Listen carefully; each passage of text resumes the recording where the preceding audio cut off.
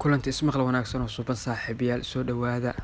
Laba cashar hore waxaan ku soo aragteen kelmado ama oraawa ama jumlada gaagaaban runtiina waxa uu weeyay soo jiidasho iyo dabacsanaan xoog leh ka muuqato ayna u badan tahay qof bilaadan dareenkiis in lagu bedeli karo.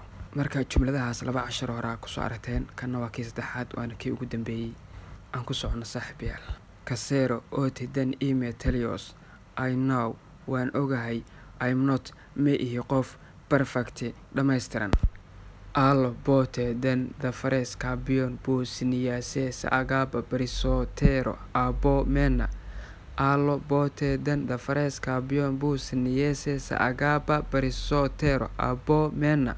But lakin you will never find weliga heli maysid someone qof who cares you kaasoo ka taxadaray loves you ku jecel more than me in aniga iga badan.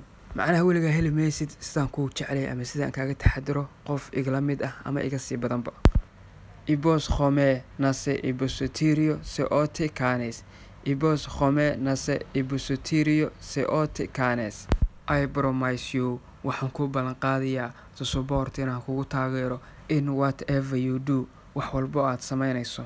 waxaan ku ballan qaadayaa inaan kugu taageerayo wax walbo aad samaynayso. Thaime banda sto belefroso. Thaime banda sto belefroso.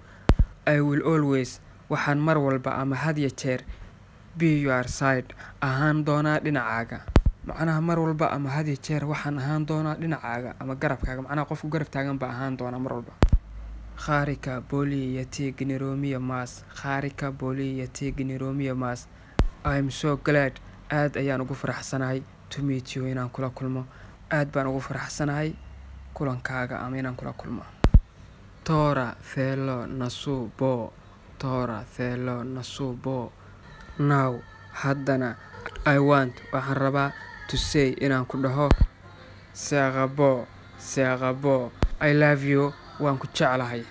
jumladan iyo jumladii ka horeysay haddii ay noqoto ama aan rabno inaan isku xirno waxay noqonaysaa Tora felo nasubo seaqabo.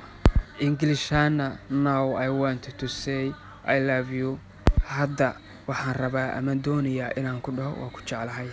saaxiibayaal casharkeena maanta intaas ku egyahay waxa inoo soo gabagabay 3 maalmood ama 3 cashar oo isku xigay oo aan ku soo qaadanay ama aan ku soo baranay habka loo adeegsado kelmadaha wata jacaylka iyo soo jiidashada.